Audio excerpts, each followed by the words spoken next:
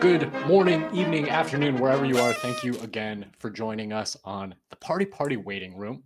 We are today speaking with Red of the Divisive Content channel. Catch him on Rumble, X, YouTube, anywhere you can pick up information coming from the internet. I am very excited today to talk to Red, not just about his experience in the content creation space, his views on artificial intelligence, but also what he thinks the future might look like for America over the next 40 years.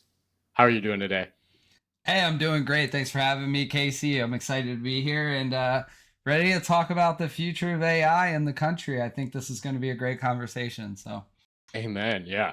The reason I wanted to have you on here was because I heard you say some very insightful things regarding DeepSeek, the open source model that was released, a week, two now ago. And I think that your views on what that open source progression mean for the future of artificial intelligence are very prescient. Where do you see the artificial intelligence landscape currently, either as a civilian or professional? If you could give a little bit about your background and what you think is going on. yeah, so I started my own company in 2017. We started basically just doing content creation. It was professional photography and video work. And I actually got into that from being a drone pilot. I used to race recreationally. And then what would happen is to be able to afford to go to drone races, I would match up with companies who would basically want me to create content in exchange for parts. Like you need motors, you need flight controllers, you need drone racing frames.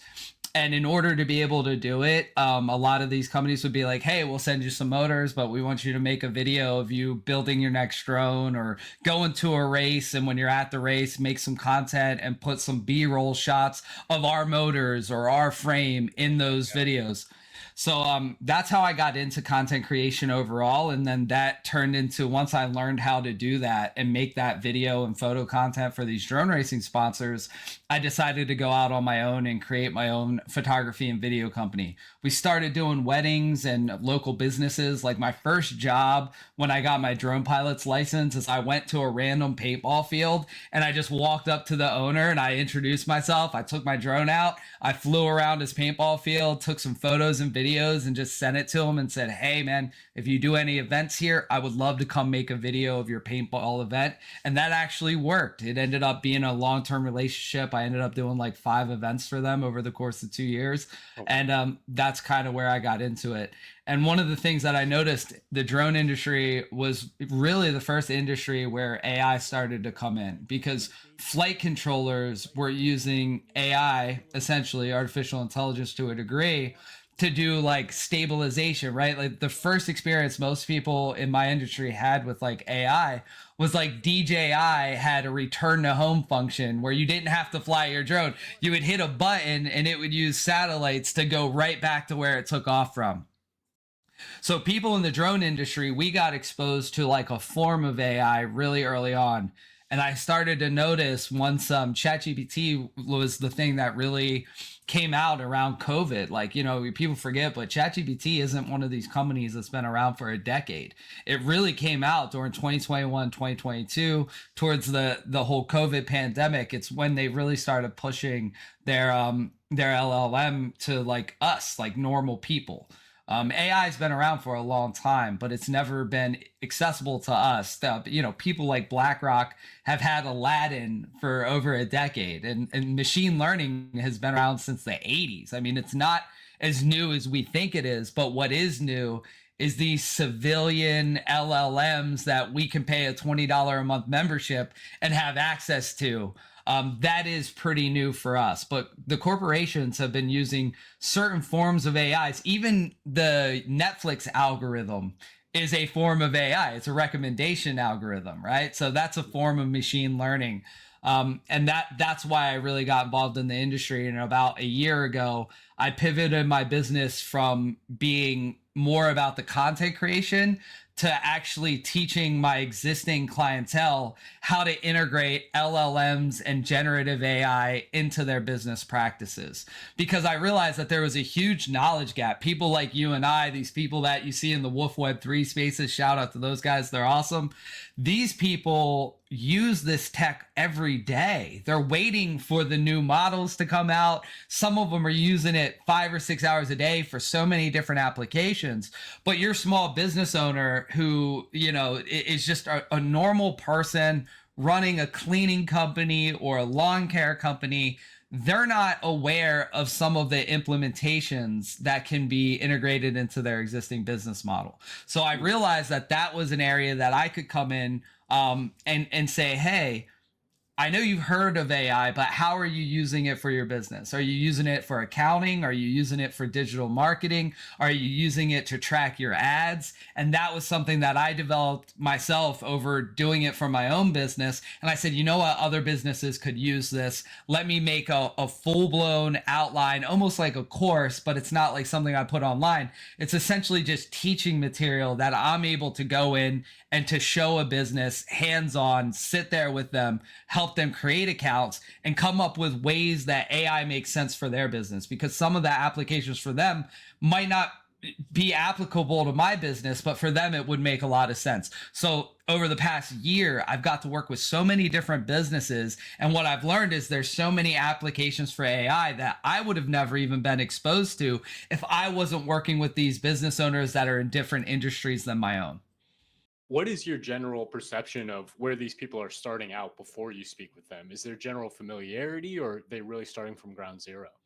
So this is really interesting, as I noticed the real estate market was much farther ahead than any other of the businesses I've worked with. Huh. And Not a guess that. yeah, and it was something I noticed really quickly.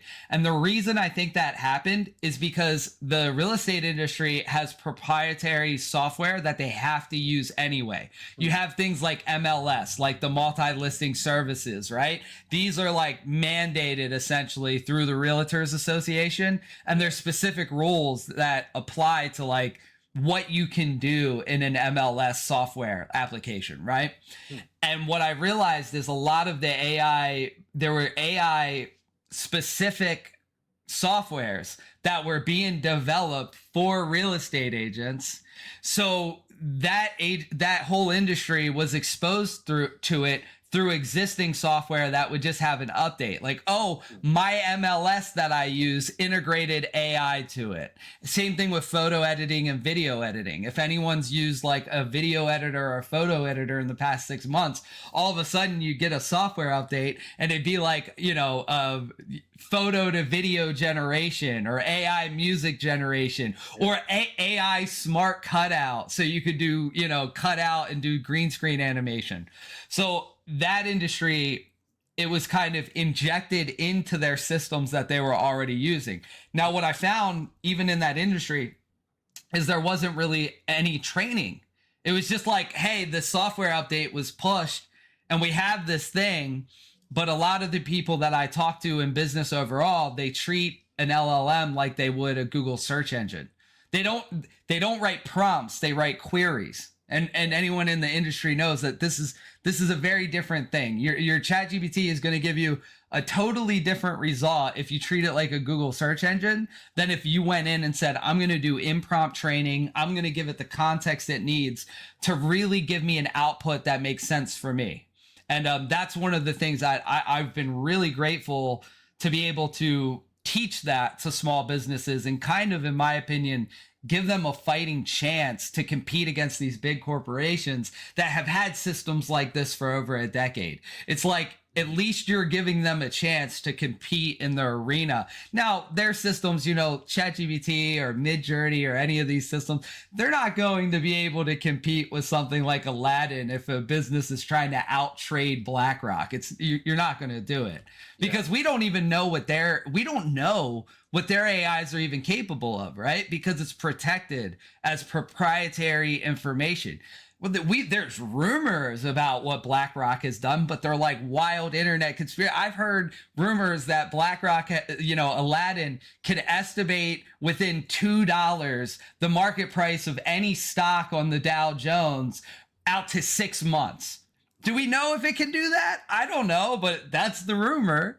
But we can't know because BlackRock would never let us have that information, right? Yeah, there does seem to be a crazy rubber banding between public and private capabilities.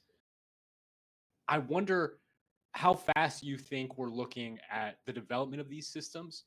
There's the idea of a hard takeoff where we suddenly have systems that are more capable than any human being, even the totality of human beings. Do you buy into that kind of rhetoric, or do you think it's going to be a slower, more gradual climb?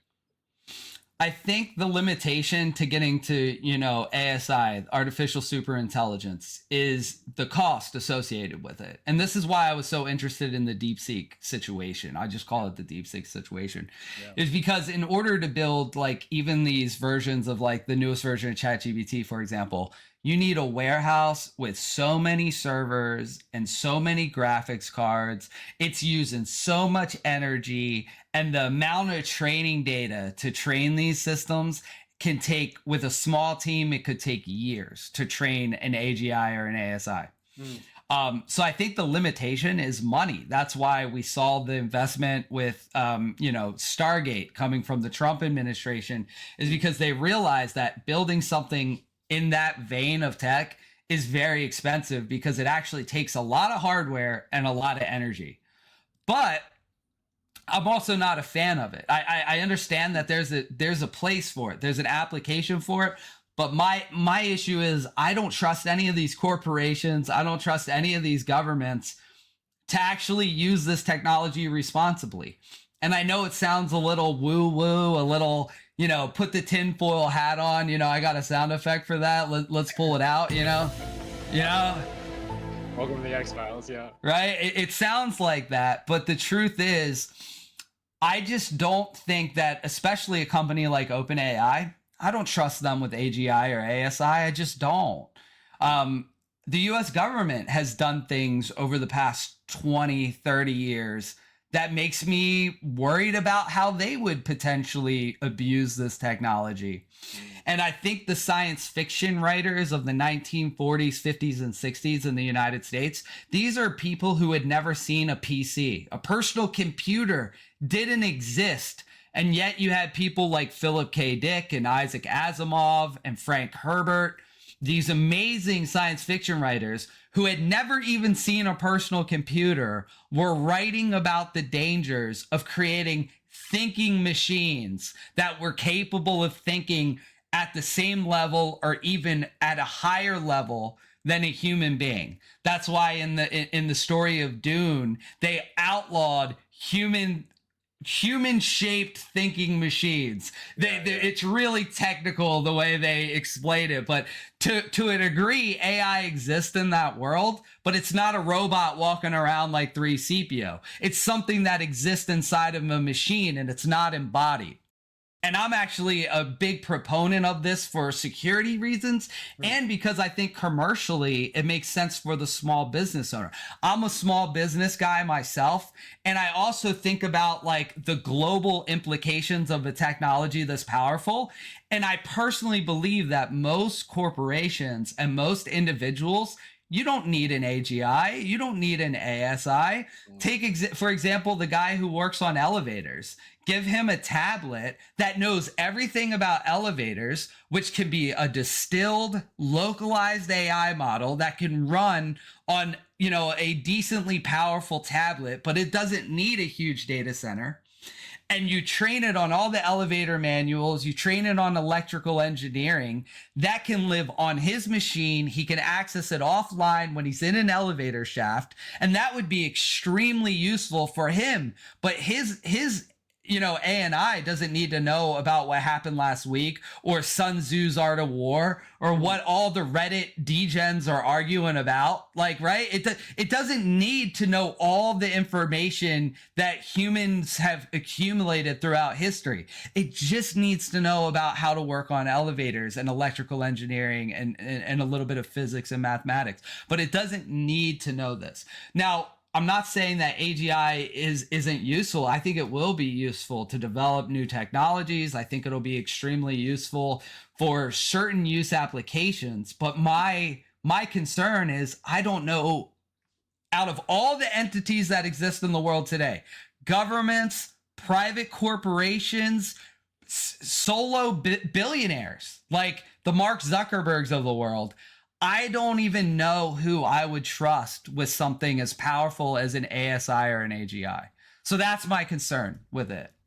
It's very concerning on the scale of it's time to declare Butlerian jihad, or we still have a few more years left. Where do you fall on there? How are you feeling today? I'm feeling like I think that DeepSeek has pushed the industry to exactly what I was talking about when it comes to these narrow intelligence models. I believe that they threw down the gauntlet and they made people understand that running a localized distilled AI model is going to be useful for the third world. It's going to be useful for that. Again, I'll use the example of the elevator company, the elevator repair tech company. It'll be useful for the farmer. It'll be useful for the small business owner who works on, let's say electronics. He repairs MacBooks and iPhones. I think that what they've shown is that this is the model that makes sense for most people most of the time. Now, even me, I'm someone who's building a custom machine just so I can run the most powerful version of DeepSeek as a distilled model.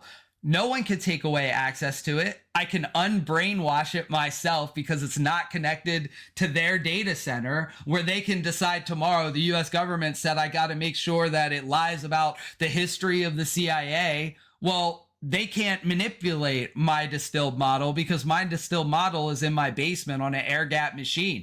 I've already told it. I did impromptu training and trained it on the history of the CIA, and they can't go in and unbrainwash my machine. And for people like me, that's a very appealing application, and that's a very appealing way of disseminating this technology to people. It can't be taken away by the company. They can't manipulate it and censor it, and it can do most of the jobs that you'll need it to do. My AI doesn't need to know, and I make this joke all the time, and I know people think I'm being divisive or silly or whatever, but I think by using radical examples, it really goes a long way to make the point. Yeah. There are, and I'm not exaggerating, there are terabytes of data of Reddit forums with fully grown men arguing about which fictional anime character would win in a fight. There are terabytes of data of grown men arguing about which anime female hero would make the best wife. And all that information in these large language models that are moving towards AGI, they're trained on all of it. They scrape all of these conversations. How many YouTube videos out there? There's streams on YouTube where some OnlyFans model is sleeping for 12 hours and it's 12 hours at 4K, huge file size that now has to be, that now your AGI is being trained on. That's completely useless junk data. And we always talk about junk data in, junk outputs, right? Mm-hmm. So I just think that if this is going to be done, it needs to be done by somebody that the society as a whole, like humanity as the human species, has trust in, and B, it needs to be more selective. Instead of scraping all the data on the internet, let's find out the most useful, the most culturally relevant, the most, and you can't say I'm biased because depending on your worldview, anything can be biased. If you're a Democrat, conservative talking points will seem biased to you. If you're a conservative, liberal talking points will seem biased to you. If you believe there's two genders, someone saying gender is fluid comes off as biased to you. So you have all these perspectives, and what we need to do is we need to have almost like I really like using Isaac Asimov's example. They had the foundation, and what was the goal of the foundation, right? To go through and look at all the different ideas and technologies that existed and choose the ones that were the most significant and culturally relevant. One of the things that I loved in that book is there's like 20 ways to water a plant. Like, you'd never even think about it. But there's 20 ways to water a plant. We're not going to train the model on all 20. We're going to pick 3 of the most useful and the most widely accepted by the scientific community ways of doing it. Now, are there other ways that exist? Yes. But if we teach it everything, it's actually going to be counterproductive. So I think when the AIs start to really come at this approach, when you talk about ASI and AGI, instead of mass data scrapes of all this irrelevant information, having some sort of like almost foundation, some advisory council that's determining what these AGIs and ASIs are trained on is going to be something that I would like to see that approach. And nobody's really doing that. Everyone's just saying, let's build the biggest data center possible and let's train it with as much information as possible. The biggest data center with the most amount of information, not somebody that's saying, you know what, we don't need to spend billions of dollars and build a data center the size of Manhattan. We can have a medium-sized data center, but make sure that all the data that's being trained is the most useful for society and humanity as a whole. And there's always going to be arguments on what data is the most useful. That's where the problem comes. And that's why in the foundation, the solution for that was take a couple people with different perspectives, different specialties, and try to come to a consensus. That's not going to be a perfect system, but no system is perfect. So this is just kind of my thought process on it. And even someone like me who's going to have a distilled AI that I run offline, I would still pay $20 a month for something like that, because I know that I could never build that in my own home. I'm never going to have that multi-million-dollar data center with all those servers and graphics cards. So if I have to pay $20 a month at like a toll road to access that data center, I'll probably do it for certain applications. But the majority of the AI I'm going to use on my day-to-day basis is going to be a system I train myself that can't be taken away from me and is only trained on the information that's relevant to me, because that's what I'm going to be using the most. So many thoughts there, Red. That's fascinating. Are you seeing uptake with your small business customers for that air-gapped privatized model? So this is something that I've literally just started talking and having conversations about. Wow. And you know what's interesting is last night, true story, last night I did a training, AI implementation for content creators, where I took a version of the program I teach for small businesses and I tweaked it and offered it to some live streamers and video creators that I knew from YouTube and Kick and X. And we had 6 people in a private call. And I took that course that I taught. And at the end of it, I mentioned, so that course is specific to LLMs and generative AI, and it hyper focuses on ChatGPT, which I have a ton of issues with. But I truly believe that for 99% of people out there that aren't as divisive as me, that aren't as political as me, ChatGPT is going to do what you need to do for most content creators and most business owners.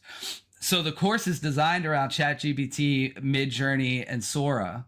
And what I learned last night after doing this, the 2 questions I got the most about was, how do I create a localized distilled model that can run offline? That was the first thing that everyone wanted to know how to do. And then the second one, which is weird because I just had an uptick in this with my small business clients, is content creators are interested in learning how to create AI influencers. Something that I just did. I just did this for a local business.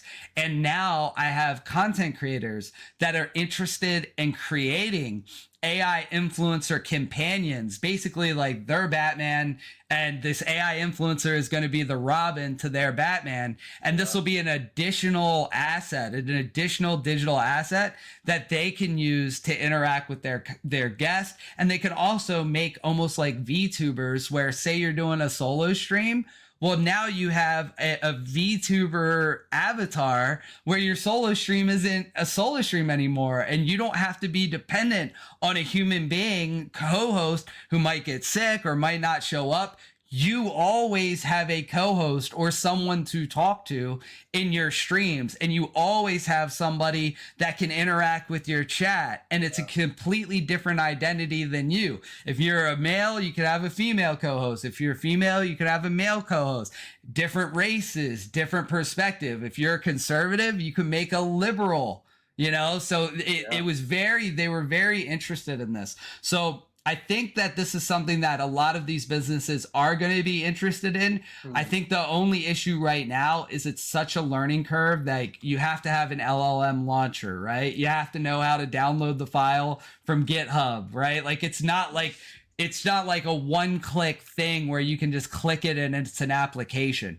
If it was an application like, a one-click application like Steam or something, it would be great. And once you learn how to use an LLM launcher, it is kind of like that. But if it was, instead of having that extra step where the distilled model had its own operating system, screen shortcut that could install when you download it without having to use an LLM launcher, I think this is something that's going to really take off rapidly once that software user interface is designed.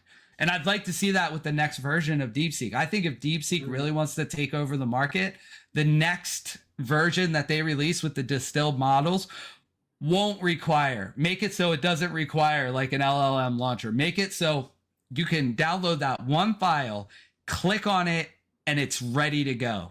It's just an offline application, one click to download, installs a shortcut on your home screen, and you're off to the races. I think if they do that, the mass adoption will accelerate. It almost seems like we've seen so much progress, so much acceleration in the models themselves that even if that were to completely stop tomorrow, just rolling out that application layer that you were talking about would see us progress way farther than I think most people can even imagine. On the DeepSeek issue, I did just read about a potential bill banning that model in particular and perhaps open source AI in general. Do you think Americans in particular have a right to their own open source models?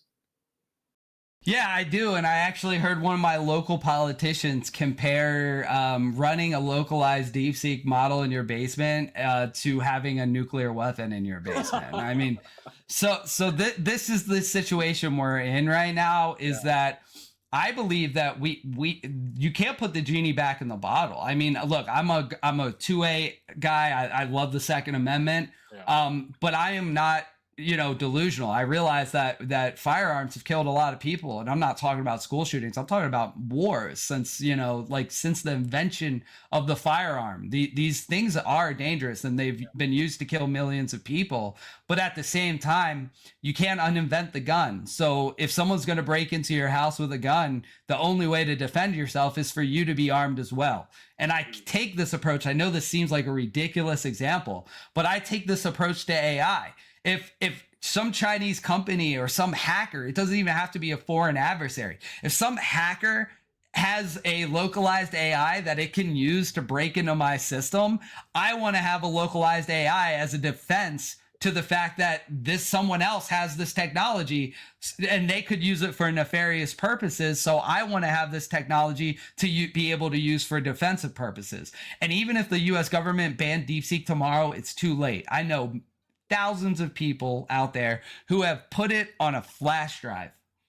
The GitHub file of all these distilled models, from the 70 billion model all the way down to the 1.5 billion model, is on a flash drive, completely offline. You couldn't erase it from the internet if you tried.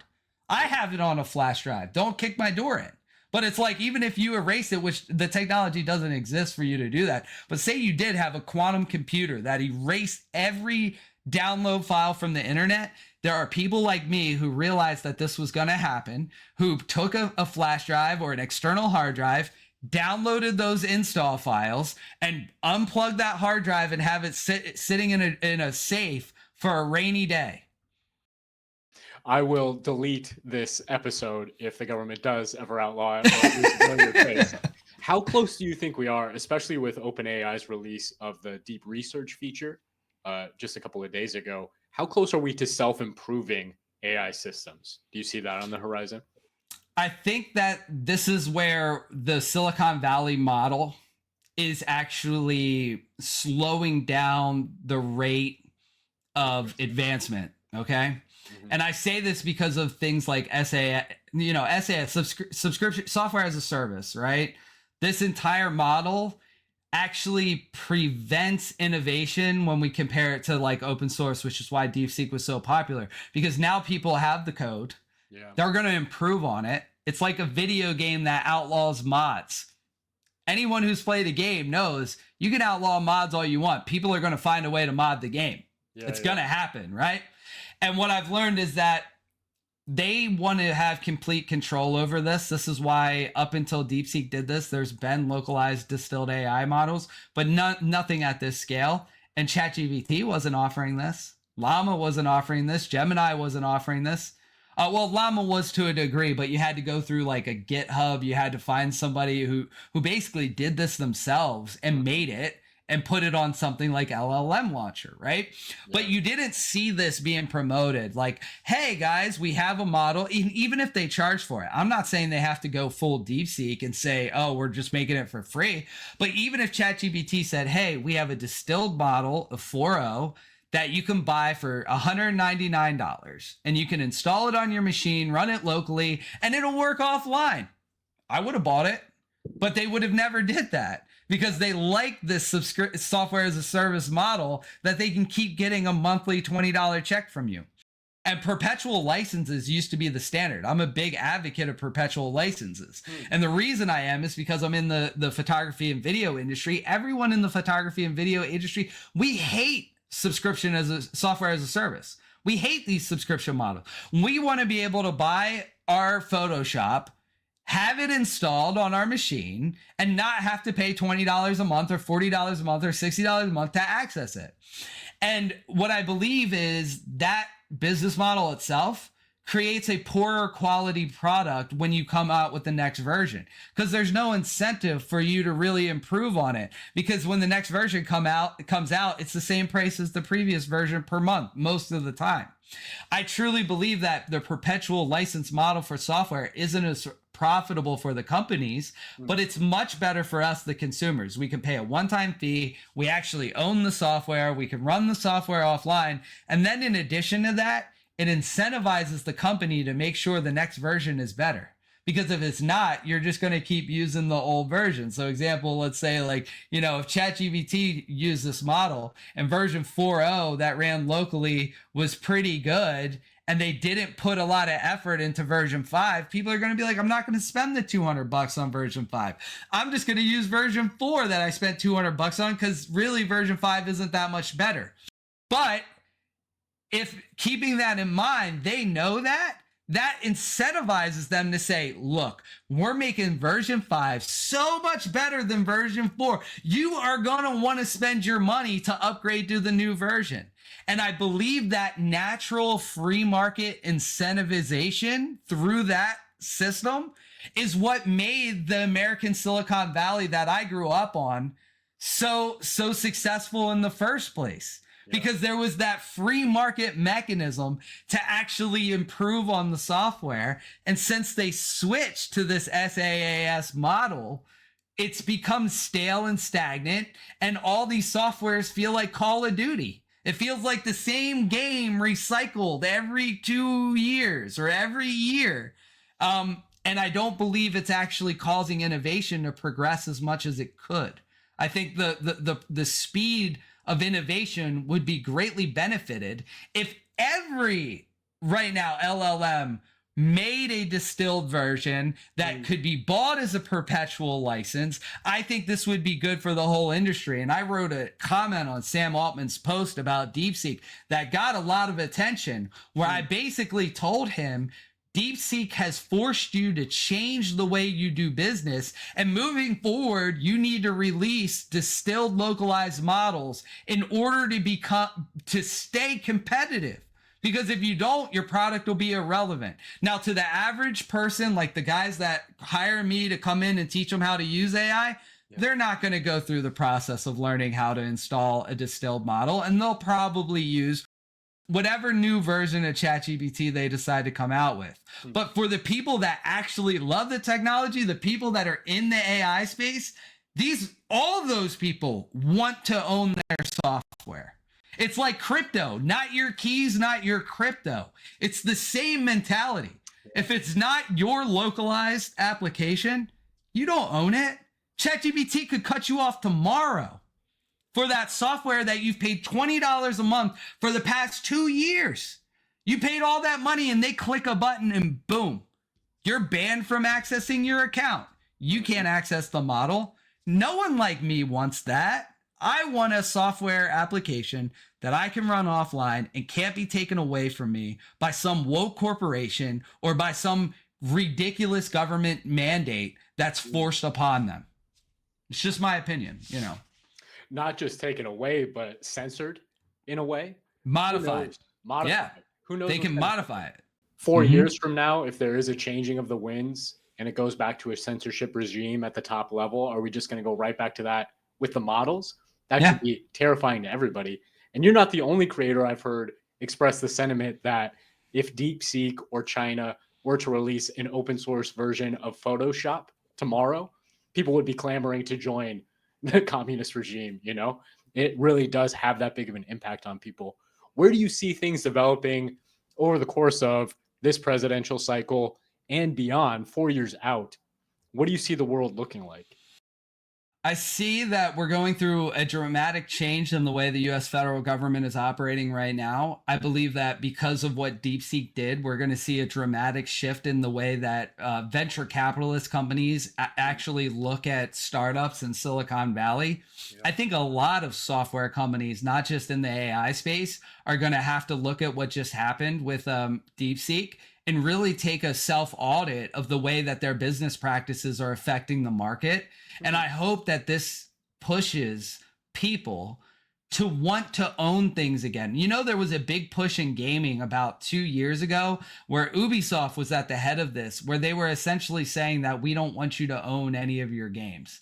You don't own your games. We're not going to make physical copies, but not only are we not going to make physical copies, but we're going to write it into our terms of service that if you say mean things in the Call of Duty lobby or the Ghost Recon lobby or whatever it is, we're going to take away access to the game you paid for because you don't own your games. You're just a user. Crazy. You're not an owner, you're a user. Okay. So whether it's gaming, photo editing, video editing, AI, I hope this entire saga really shakes up Silicon Valley and makes them realize that I'm from the generation that grew up with YouTube. I'm from the generation that grew up buying perpetual license for Microsoft Office, and I could actually own my applications and run it offline.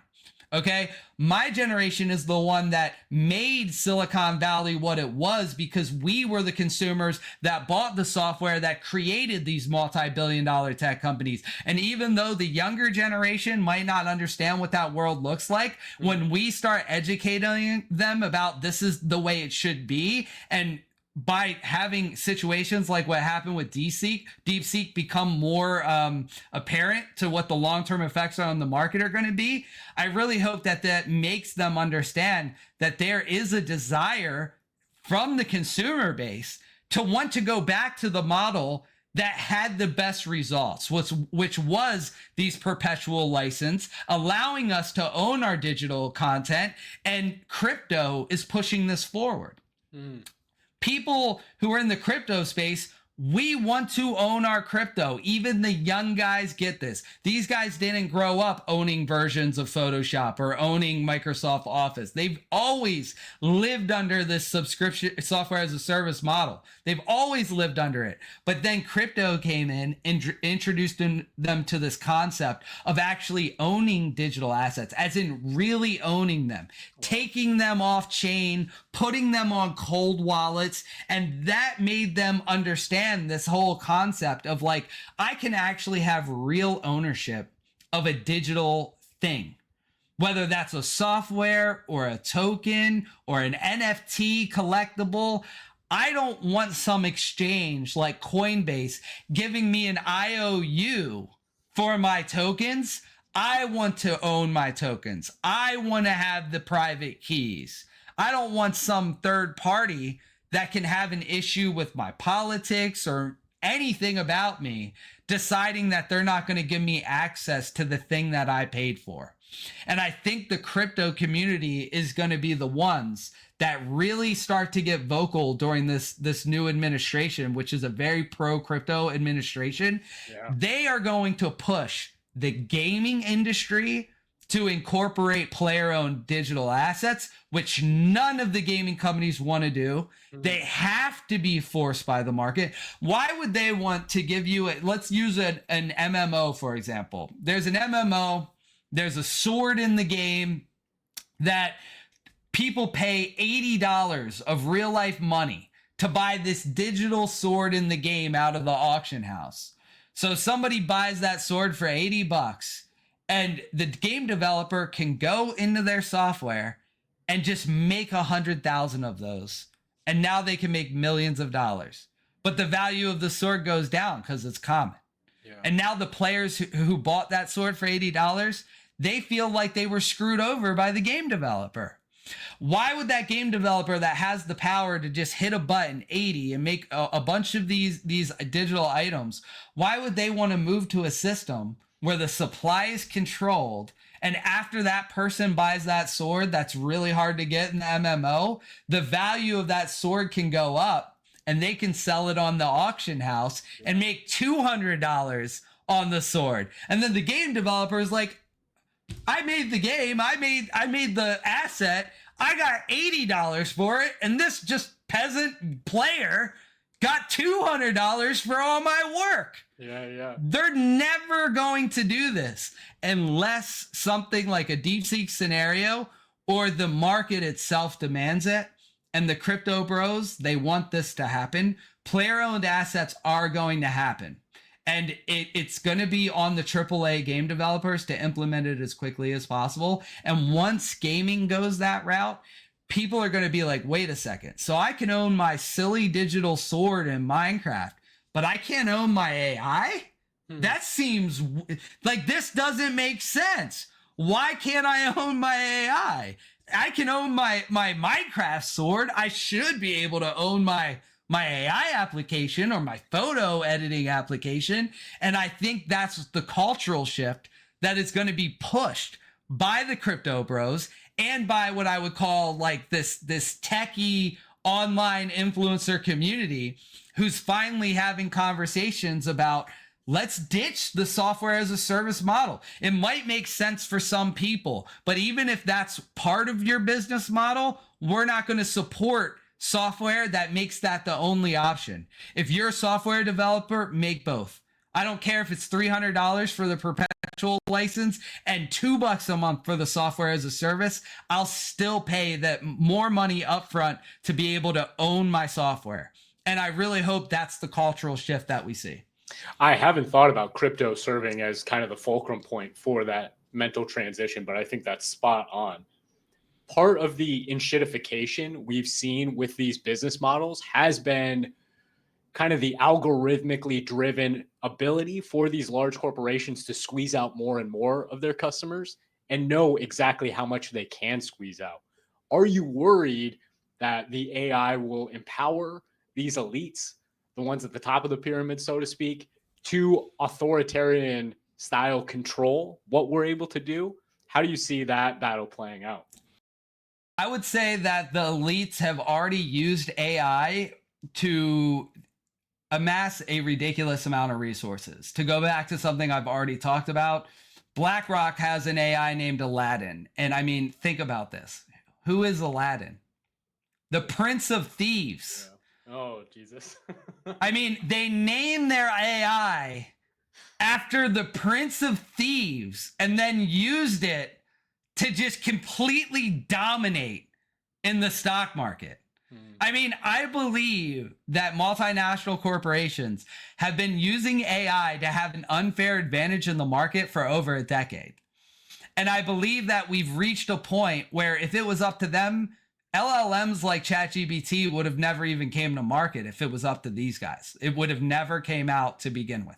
If they could have kept it in-house as proprietary, protected technology that the peasants never got access to, I believe that would have been preferable. That's what I believe that they probably had the ability to release a version of an LLM at least 10 years ago, and that there were market forces at work that delayed the release of this technology for as long as possible to give the insiders at least a decade head start to essentially loot the entire global economy.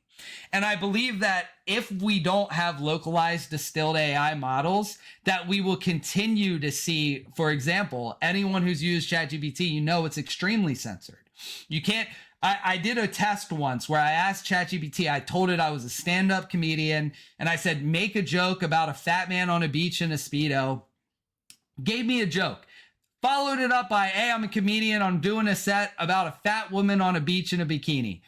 Oh, that's mean, I can't do it. I mean, that's how censored it is. It's a hypocrite. Not only is it censored, it's a hypocrite. It's like the fat man, fair game. Fat woman, no, I can't tell you that. It's mean. It goes against our community guidelines, our standards, our terms of service. And I believe that that isn't something that happens to all ChatGPT users. I believe that there's probably user accounts that have fully uncensored versions of the software. I believe that if you're a multinational corporation or a billionaire or millionaire with the right connections, that there's probably a version of ChatGPT that someone at the company can go into your account and remove the guardrails that the rest of the peasants have on their machines. Yeah. I believe that it won't let you do certain things about stock market and trading, right? Like there's guardrails where ChatGPT doesn't want you to basically have the power to use AI to make money in the stock market. So they try to put guardrails to prevent that from happening.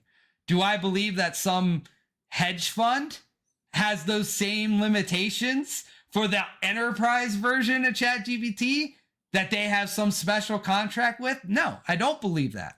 So I believe that when you have this model that we're talking about, this software as a service, this giant data center that we all pay for access into, I believe there's VIP lines. And these VIP lines have capabilities with this AI today that the average person doesn't have. And I believe that if we allow that to be the only model, the models that exist in Silicon Valley today, that this will be a significant problem. But I believe at the same time that by running distilled models, having people like me, you, and others that are out there on Twitter teaching the average everyday small business owner, the everyday American citizen, how to install these applications, run them locally, but by increasing that general knowledge to the average citizen of the world, not just here in America, in Africa. This is the thing about the distilled model put out by DeepSeek. Yeah. The third world was completely left out by the OpenAI model. Remember, OpenAI was supposed to be open. It was supposed to be open source. It was supposed to be free. But yet they completely changed their business structure. They became a for-profit. They're making a ton of money. Well, they're actually losing money, but they're getting a lot of revenue. Having revenue doesn't mean you're making money, by the way. That's a whole other story. But at the same time, that person in Africa or South America or Southeast Asia, this wasn't accessible to them. They don't have a gaming PC that can run this system. But when DeepSeek put out a 1.5 billion model, they can run that on a Raspberry Pi. They can run that on that old iPhone. They can run it. Now, it doesn't have the amount of pre-training as the bigger models. It might not be as fast as running the version that you pay for access over the app, but at least them in areas where they don't have good internet connection, they don't have a lot of money to pay $20 American every month. Now they can download this technology for free. And they can use this powerful tool to make their community in Africa better, their community in South America or Southeast Asia. So getting this into the hands of people like that, which look, I'm not saying the Chinese Communist Party did this because they're altruistic and they wanted to give this beautiful gift to the world. No, this was an economic attack to embarrass the American government, take out millions, billions of dollars from Silicon Valley. But two things can be true at the same time. This can be an effective economic attack, and it can also be an incredible gift to the third world and the average citizen of the globe who now has an open source, locally distilled AI model that they can run at any price point. If you have an old computer, run the 1.5 billion model. If you have a brand new gaming PC, run the 20 plus billion model. If you have a commercial grade computer in your house with multiple graphics cards, download the 70 billion model. Yeah. They made this completely free, completely open source, and they made models for different price points. So if the average citizen of the world can learn how to use this in an effective way, I believe that it could actually shift the imbalance of power that was created by allowing these large corporations to be the only ones to have access to this company a decade ago. And it's why I chose to get into small business implementation, because I feel like I'm helping David against Goliath, and these LLMs are the slingshot. And I'm teaching these small businesses how to use the slingshot. Now, does this mean they're going to win? No, but at least they got a chance now to compete against these larger corporations that have better uncensored versions of the tech that they have access to.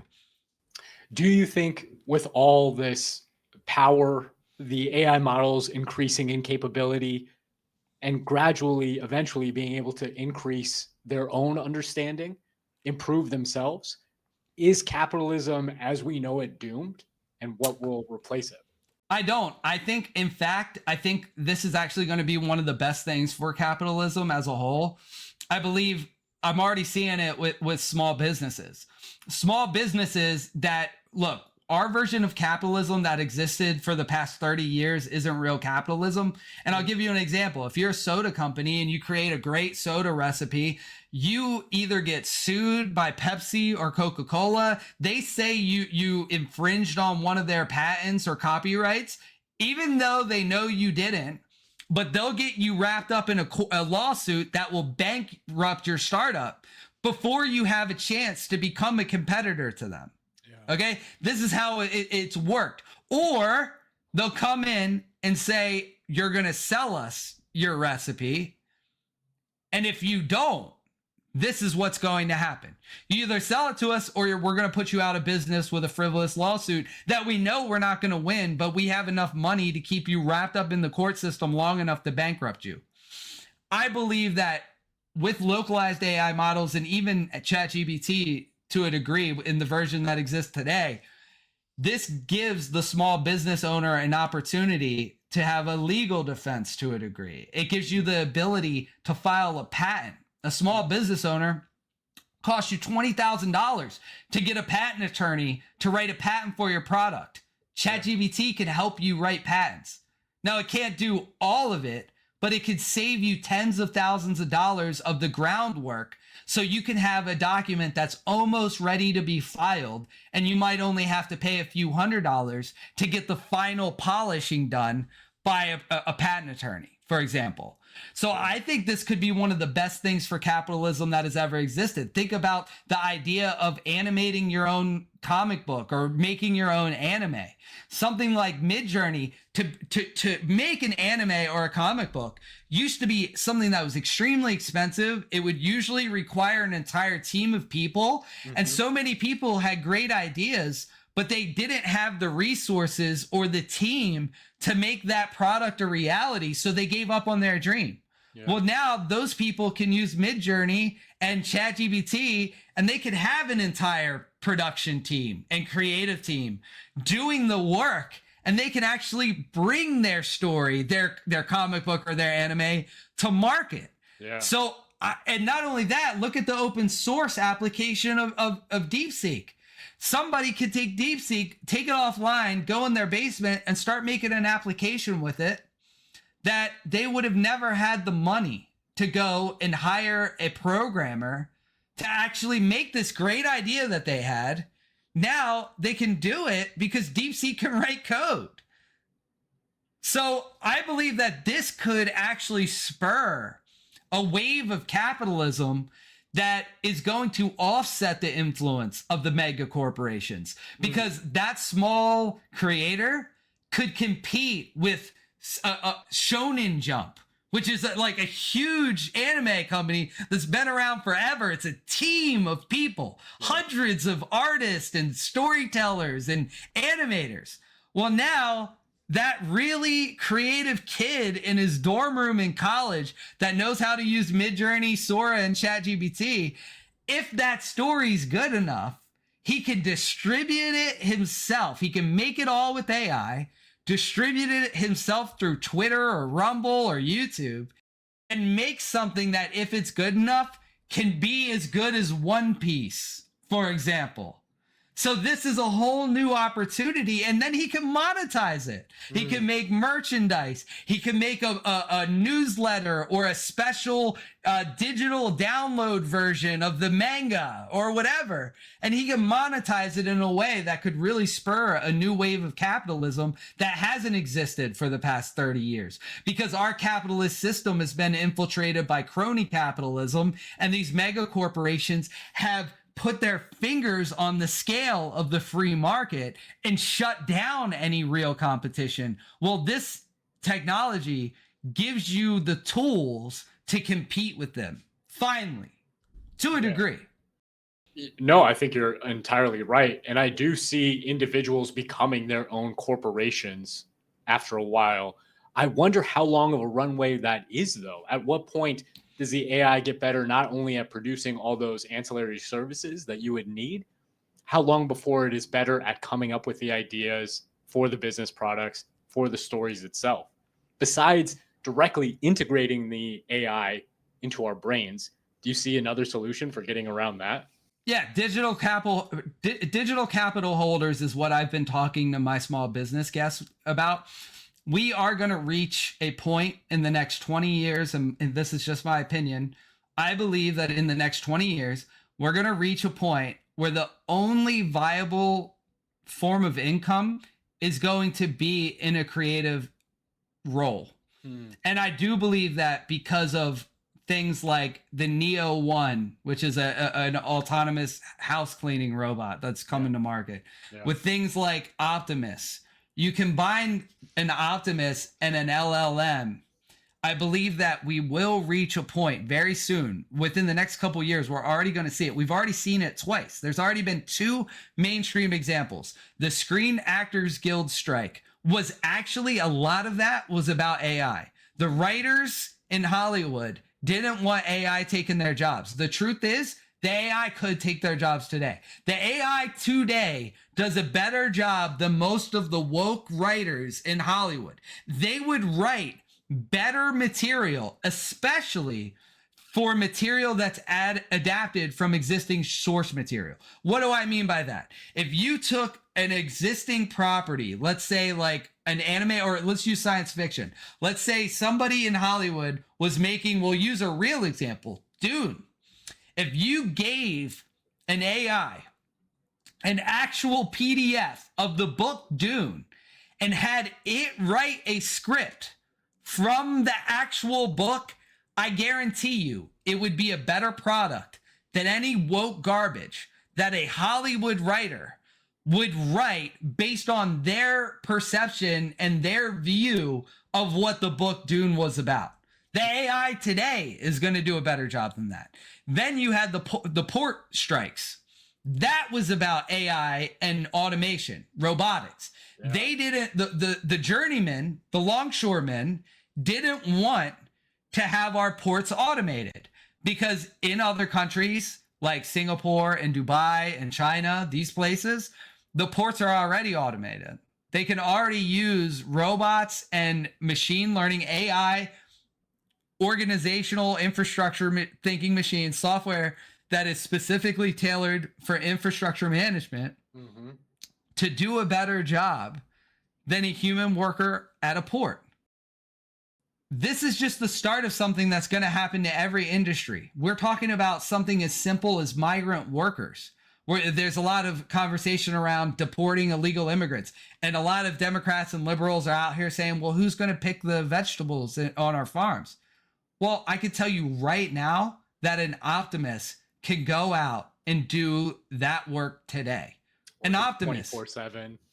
An optimist can do that today. And not only that, it won't, if it gets hurt, who cares? We'll fix it. Yeah. It's not a human being getting hurt.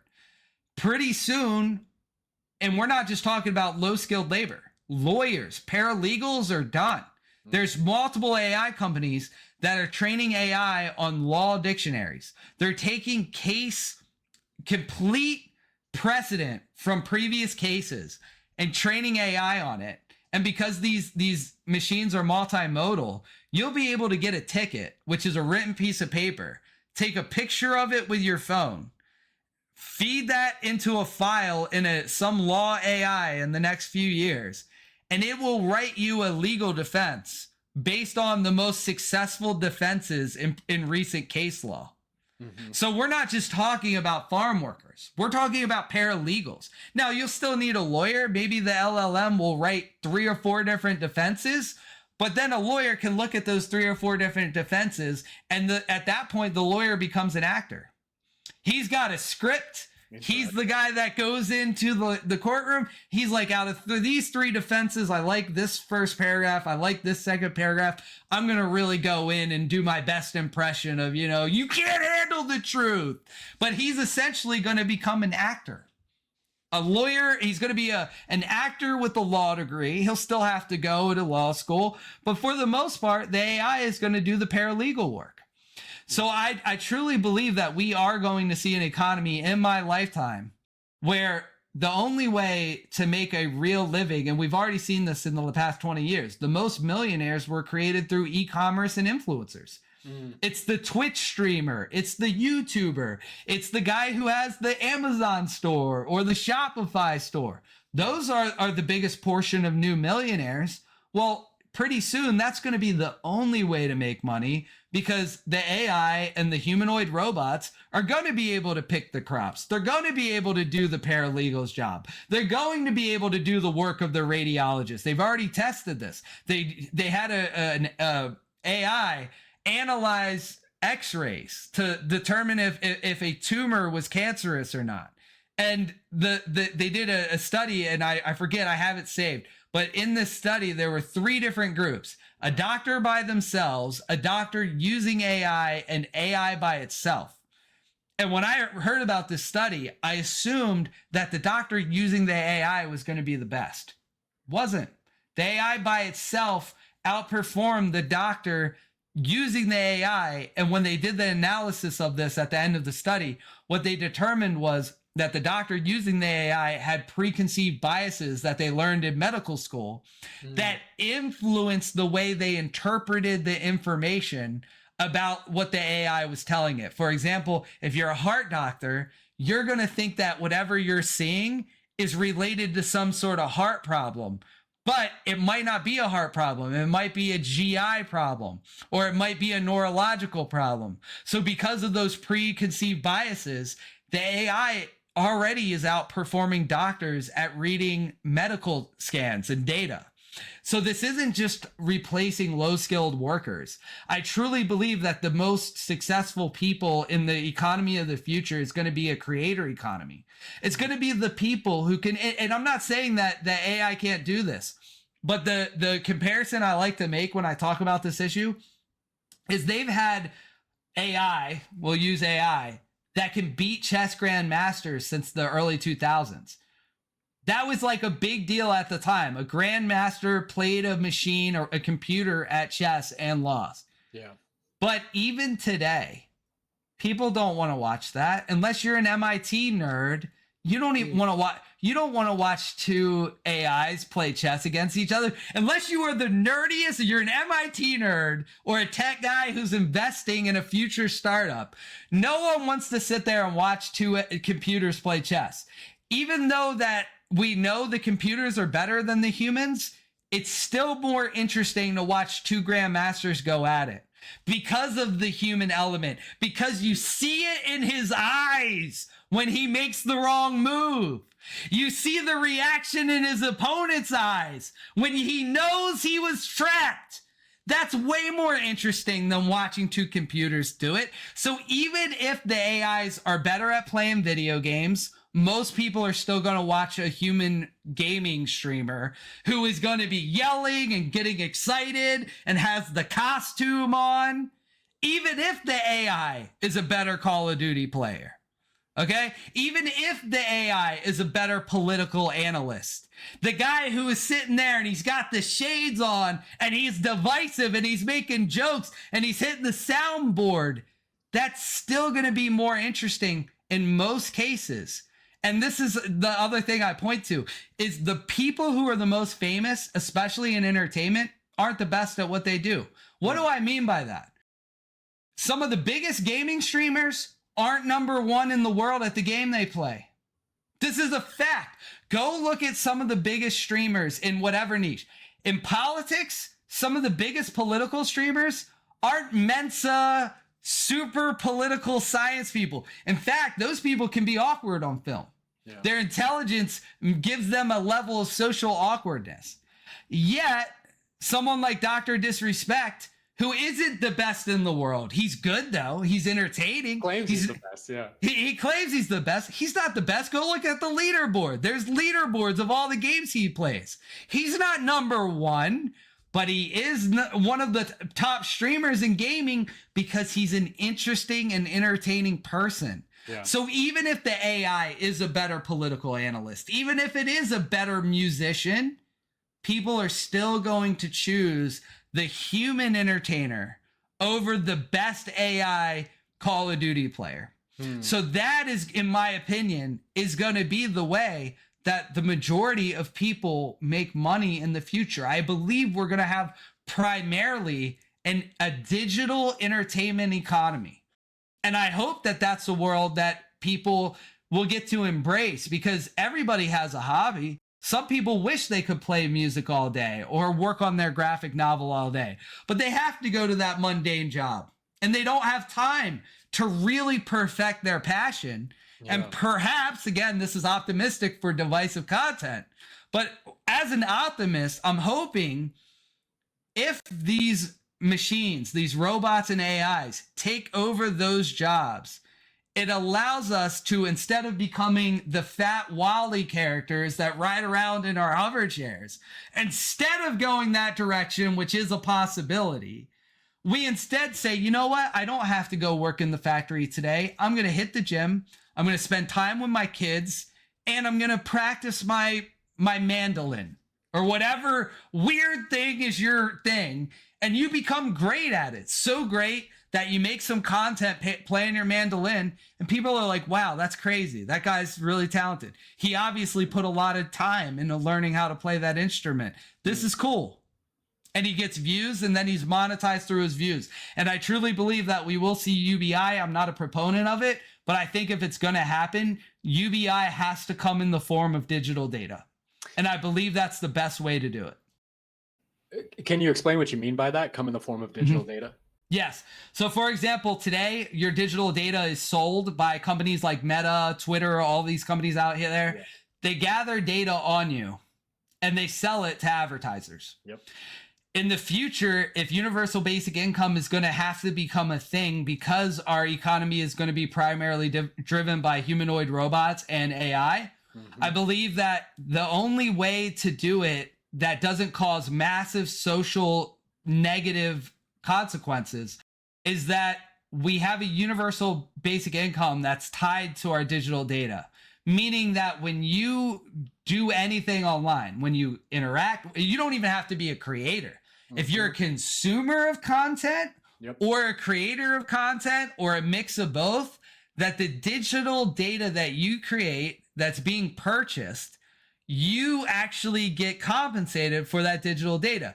When you watch a documentary, you get compensated because you're consuming somebody's product. When you comment on somebody's social media, that's creating digital data. When you create a YouTube video or a podcast like the one we're on now, that would contribute to our digital data UBI payout. Yes. Because we're creating this new digital economy. And what that does, and this is kind of the sad part, is the guy who's living alone in the world, living alone in the woods, rejecting technology, he's not going to get a lot of data, but he's going to have some sort of robot probably that's helping him grow his own food. And he's not going to have a lot of expenses because he hates the society the way it's become. And he's just going to live with his small team of robots, his wife, and he's just going to unplug from the matrix. But he doesn't have very high expenses living the way that he's living. So he doesn't need to be on the internet consuming podcasts and creating shows, and he'll be fine. But the person who lives in the big city and their life is a little more expensive, it means that they're going to have to spend time online. Now, that doesn't mean they're going to have to be an influencer, but maybe they don't want to be on camera, but they're going to have to consume other people's content in order to get their data payout high enough to afford their lifestyle. Yeah. So that will create a very strange world, I guess you would say. But I believe that is better than just paying people for nothing. Because at least you have to do something that's contributing to the society. When you watch that person's podcast, you're helping them. And you're learning something, hopefully, because they're not forcing you to consume content. You still have the autonomy to choose what type of digital content you're either consuming or creating. Yeah. So I believe this creates an incentive model for this future that I see that is primarily digital entertainment economy. Well, this system encourages people to participate in it, either as a consumer or a creator. And I think a lot of the streaming platforms struggle with this right now. For example, X is the only one that has kind of done it right in a way. But what you see with like Rumble, awful rollout. Their creator program, in my opinion, one of the worst rollouts I've ever seen. But things like TikTok and YouTube and Rumble, they always focus on incentivizing the creator through like creator payout programs, like, right? Well, what does that do to a platform like Kick?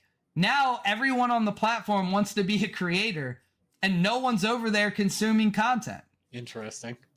Okay, this is the problem with the model. That's why I was shocked by how bad Rumble's system was, because I thought we've learned from this.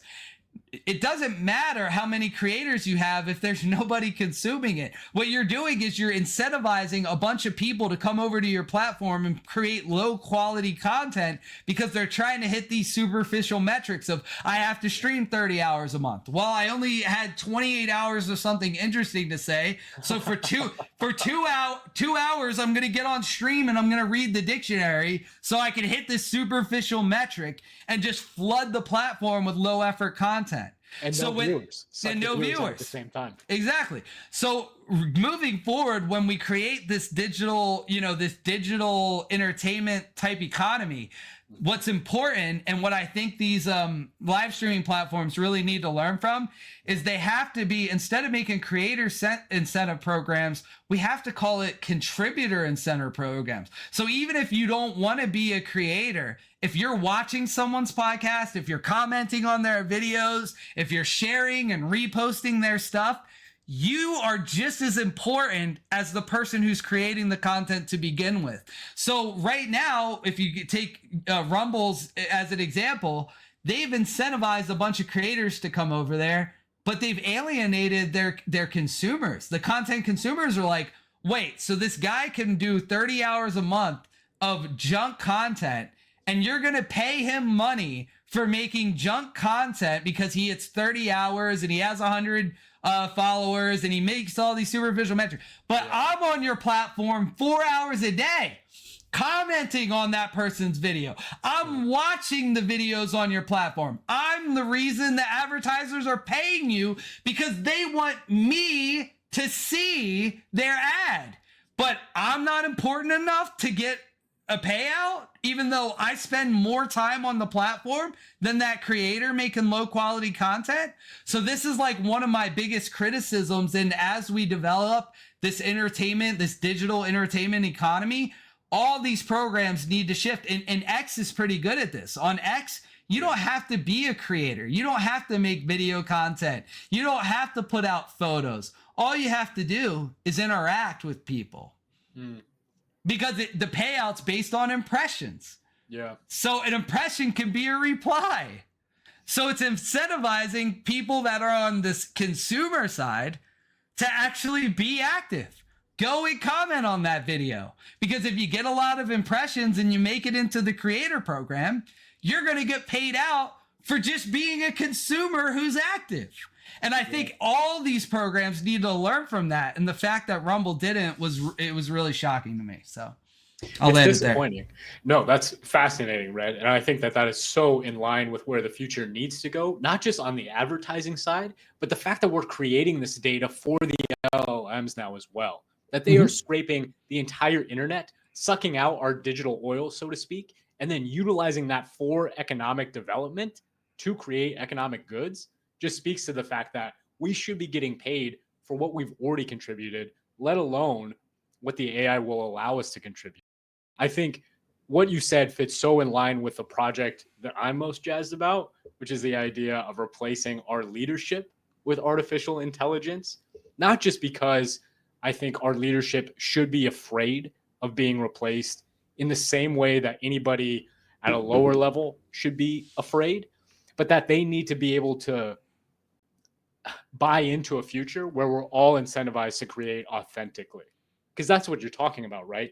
Low quality content is inauthentic, uninteresting, and meant to hit superficial barriers, 30 hours or whatever.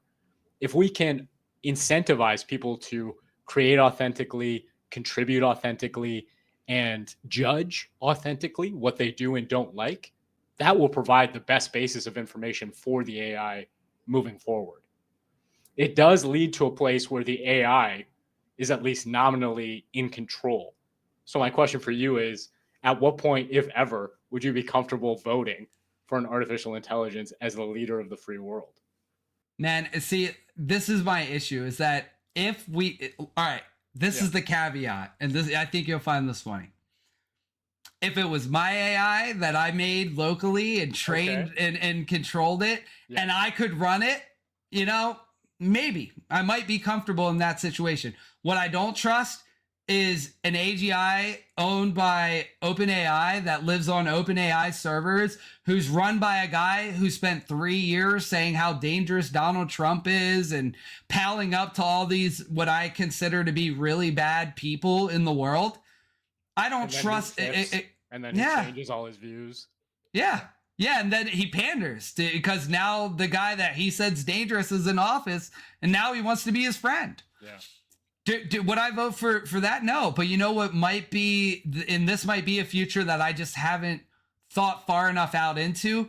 Maybe the future where localized distilled AI or even undistilled AI becomes a thing. Maybe we get some quantum chips, and maybe we get some new, SSD technology that allows us to have, a 700 billion parameter AI or an AGI that actually lives on someone's local machine that is trained and unique, almost like an empty AI brain that is raised by someone and becomes its own identity. It's an empty brain that someone has, and they say, hey, check out this music. Do you like this or do you not like this? Here's a story. Who do you like more? Do you like Asimov or do you like Heinlein? And this AI becomes its own digital identity and has a real unique perspective about the world. And it's as more intelligent than most human beings because it just has the intellectual capacity to process more information in a faster time period. If that becomes a thing, then it might be something that if I met it and I had a conversation with it and I was like, man, this thing is really, it's got some unique ideas. It's got a really unique perspective on the world. And you know what? This guy, I met its dad, the guy who trained it. And this guy's a cool guy. You know what? Hey, maybe I would support it.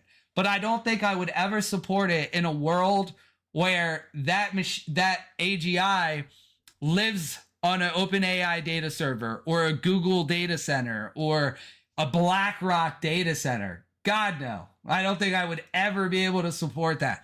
It would have to be a system where, I'm not saying that that won't happen either. Maybe the AGI of the future is AI that is raised like a child. It has the capability to learn, but instead of a top down, like, we're just going to pump it full of all the information on the internet, we're going to give it the capability of thinking, but it's going to be a blank canvas. And the person who downloads it is going to be able to say, here's a PDF of the Bible. Here's my favorite movie. Here's my favorite songs. I'm going to give you a PDF of the Quran, and I want to have a debate with you about things in the Quran versus things that are in the Bible. I'm going to show you some footage of World War II, and we're going to talk about why humans make war against each other. And maybe if that is the way that these AIs of the future, a bottom-up education instead of a top-down education where we just, here's a ton of data, you know everything, that I don't think I'd ever have a lot of trust for. But something that is like a truly thinking machine that is raised similarly to a child, where it learns to speak, it learns to see, we give it the ability. And that's what they did with AI. You know, AI, if you really think about the progression of it, learned a lot differently than humans. Like, the AI actually was able to speak before it could see. Humans, we come out and we're able to see before we're able to speak. If you ever thought about this, like from an LLM perspective, the LLMs knew how to read and write before they could process image information. Becoming multimodal, use ChatGPT for an example. The first versions of it, it knew how to, like, as a child, the empty brain that they started to train, it was able to read words and give you answers in words. So it basically could read and write before it could see.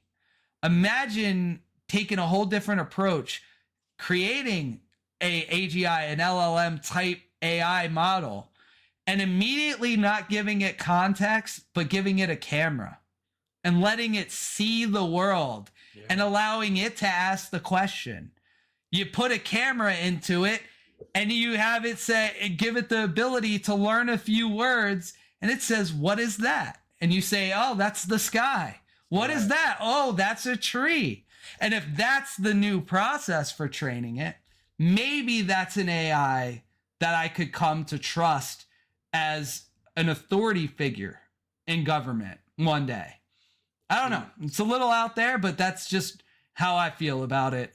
Because again, I don't have a lot of trust in the corporations, and especially ones like, again, I use OpenAI because I believe it is a good product for the most part. I don't like Sam Altman. I don't like the barriers that they've built into it. Yeah. I think it's extremely woke and hypocritical. But I also know that the average small business owner, the average person walking around on the street, they're not as controversial as me. They're not going to ask their AI to tell it, why is the CIA killing whistleblowers? Why won't you tell me a joke about a fat woman on a beach, but you'll tell me like, I know average people don't think like I do.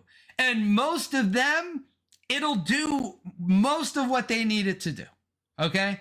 So that's why I use it. Yeah. But I do wish that the company would look at what DeepSeek did, put in the thought process.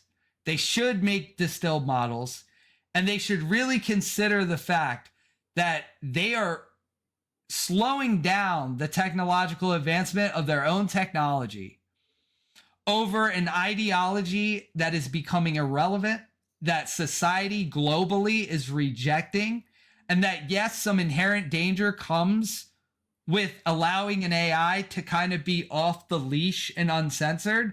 But at the end of the day, a fork can be dangerous. We have people that you can't tell me you have to put chains on the AI when I live in a society where I can go buy a firearm, which I support. I support that. Yeah. That firearm can be used in a very irresponsible way and cause a lot of damage. The same thing can be said about AI.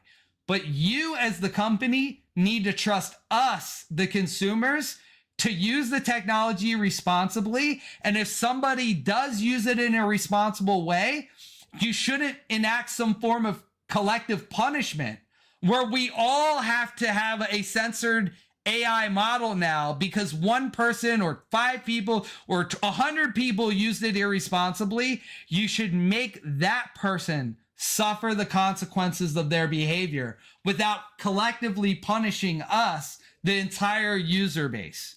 Here, here. If guns are available, if knives are available, if vehicles can be extremely dangerous. Oh, yeah. But yet they trust us to use guns responsibly. They trust us to use cars responsibly. It's time for the AI industry and the social media industries to understand that they need to start trusting us to use it responsibly. And if people don't, hold them accountable without enacting collective punishment on the entire user base. And right now, that's what we have. Somebody said something mean on social media. So now everyone gets censored and can't say anything mean on social media because it'll violate TOS. This behavior needs to go away.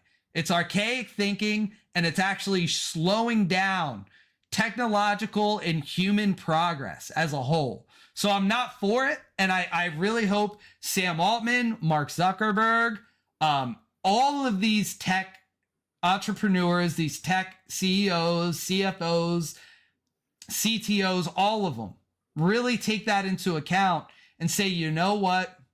We're trying to socially engineer technology, and we need to start trusting the consumers to use it in a responsible way. And if they don't, we'll make sure that the people that are doing the wrong thing are held accountable without holding everyone accountable for those actions. And that's just how I feel about it right now. And I'm glad to see Zuckerberg saying things like he's going to try to turn another direction. I don't believe it's genuine. I don't believe it. Yeah, I don't believe it's genuine. I don't believe it would have happened if Trump didn't win the election. But at the end of the day, if this is what it takes for a significant change to happen at Meta, then it's a good thing. It's the same thing I say about DeepSeek.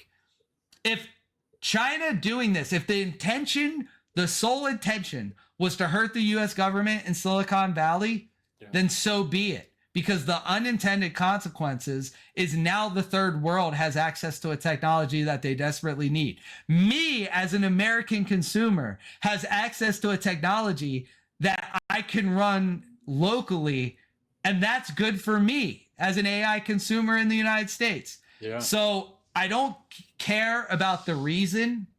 I care more about the result.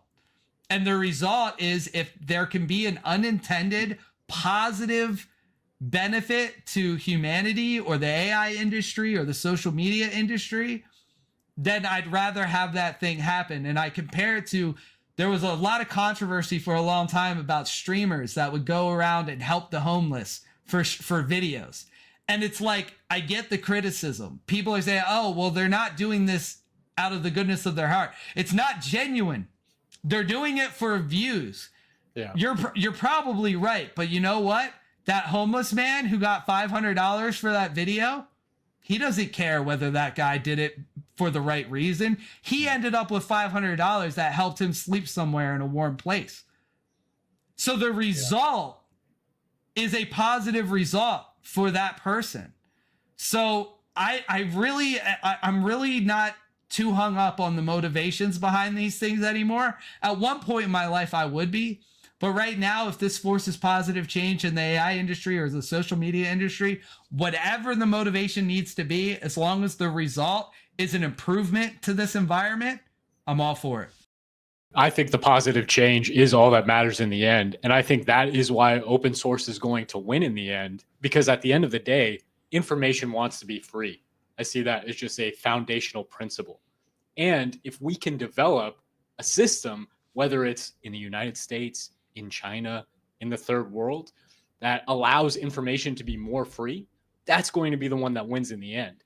I think what you said about needing transparency and needing individual buy-in from everyone who is subject to these AIs is spot on, which is why I see are potential AI governance structures in the future being both open source and blockchain, something that is tied to a verifiable, non-fungible chain of transmission that everyone can see because everyone is motivated to be monitoring it as stringently as possible, that it is not being tampered with, not being censored unnecessarily. Would you be more open to voting for that kind of system? Yeah, I think blockchain has a lot of really amazing use potential when it comes to these types of things. I mean, I think right now there's actual serious considerations about putting some government systems on blockchains Yeah. for the strictly for transparency reasons. Yeah. I think this is a real conversation that's taken place in the Trump administration. Beautiful. My thoughts on blockchain is that as long as we have decentralization and that we don't have, this is why I have, look, I'm a big XRP guy, I'm a big Bitcoin guy, and these are like kind of two different approaches, right? Like, even Tether, you know, like there's some fully decentralized systems, and then there are systems that are actual corporations. There's boards and employees behind these projects, right? Like this is, and I think there's advantages and disadvantages to both. So something that Thomas Sowell says that I really like this saying because I think it applies to so many areas of life, is there are no true solutions. There are only trade-offs. What is the liberal premise? I guess the Rousseau notion, you know, that man is born free but is everywhere in chains, that the real problem with the world is that the institutions are wrong. If the institutions were right, then there was nothing in human nature that would cause us to be unhappy. It's the fact that we have the wrong institution. What is the conservative premise? That man is flawed from day one, and that there are no solutions, there are only trade-offs. And whatever you do to deal with one of man's flaws, it creates another problem, but that you try to get the best trade-off you can get, and that's all you can hope for. I've often said there are three questions that I think would destroy most of the arguments on the left. And the first is, compared to what? The second is, at what cost? And the third is, what hard evidence do you have? Now, there are very few ideas on the left that can pass all three of those kinds of things. Can conservative ideas pass those? Yes, I think so, because they don't assume that there is a solution out there. You know, Adam Smith didn't believe that either the government or the market could solve all problems, that you have to be able to simply tolerate certain things. And the idea to the left of tolerating any evil, you know, that they want to stamp out the last vestige of segregation. Really? At what price? At what price? And something like Bitcoin being as decentralized as it is, there isn't a Bitcoin corporation, right? Like there's not like a group of people that can just issue more Bitcoin. There are advantages to that, but there's also some slight disadvantages to that. And the flip side can be said about Tether and XRP and models of crypto that use that system. There is no perfect systems outside. I believe nature has come really close to developing some perfect systems. Like the water cycle is pretty amazing, right? It's pretty amazing, right? But simulated man-made systems are always going to have advantages and disadvantages.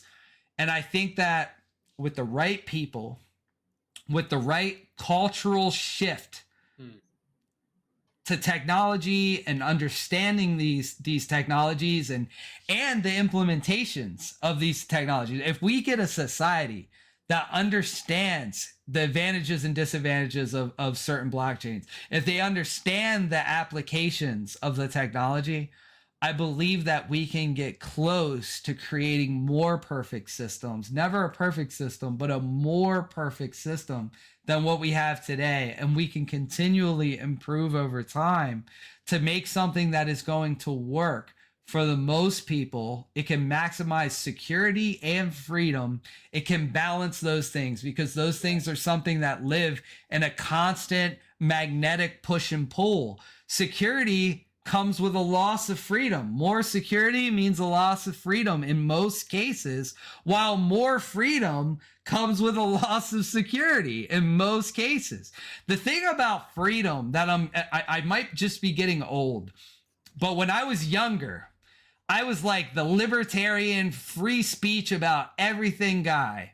Yeah. And what I've come to learn in my old age is freedom means the freedom to be a degenerate. Freedom means the freedom to be a screw up and to be an asshole, and to actually, it means to have the freedom to make society shitty. And I know that's like a very controversial take, but the truth is, I'll give you an example. I look at places like China and the UAE.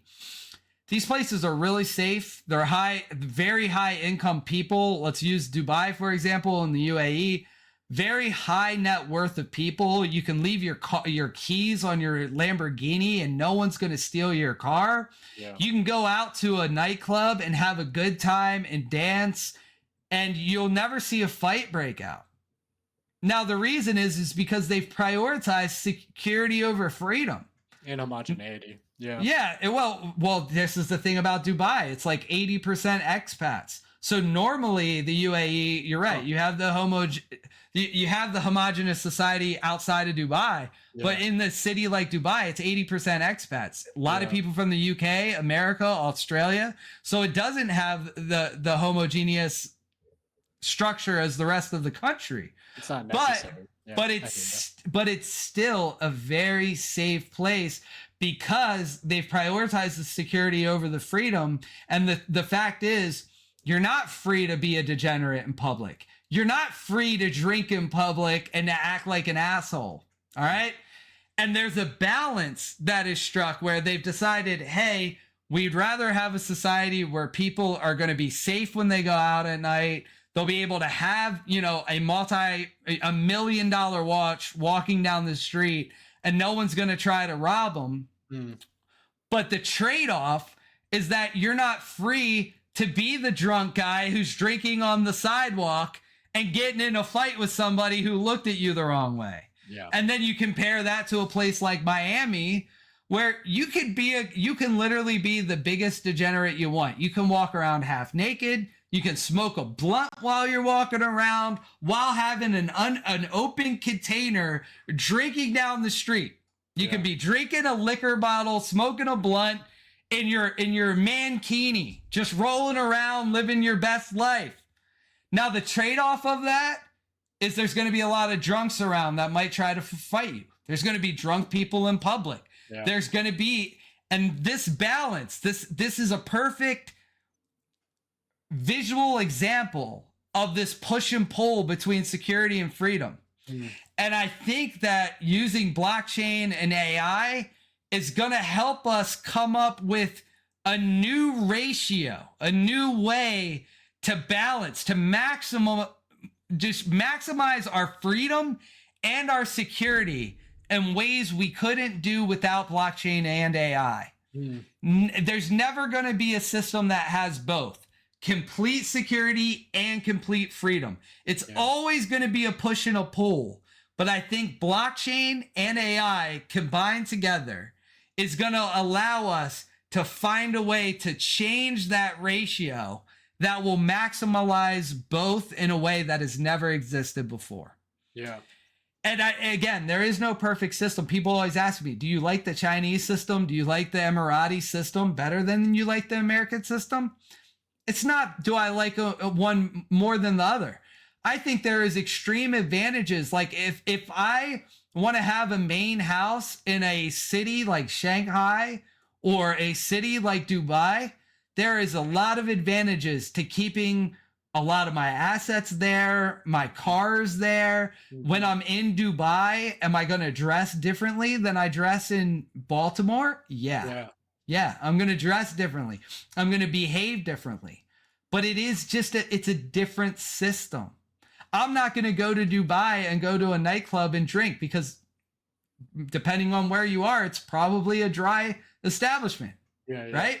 So I'm not going to I'm definitely not going to walk around and smoke a blunt on the streets. So It's different. It's not that it's better or worse. It's just different. Yeah, if I want to do something with the family, I'm gonna want to go to a Chinese city or to even Saudi Arabia at this point. Jeddah is becoming a very technologically advanced, safe society to live in. Even as a Christian, I feel safe. And most people I know who have traveled to Jeddah in the past 5 years, they love it. Wow. They can't believe how technologically advanced it is, how safe it is, how beautiful all the new architecture is. So if I was doing something with the family, I would like to go to a Chinese city or a place like Jeddah or a place like Dubai or Singapore or Hong Kong or even Tokyo.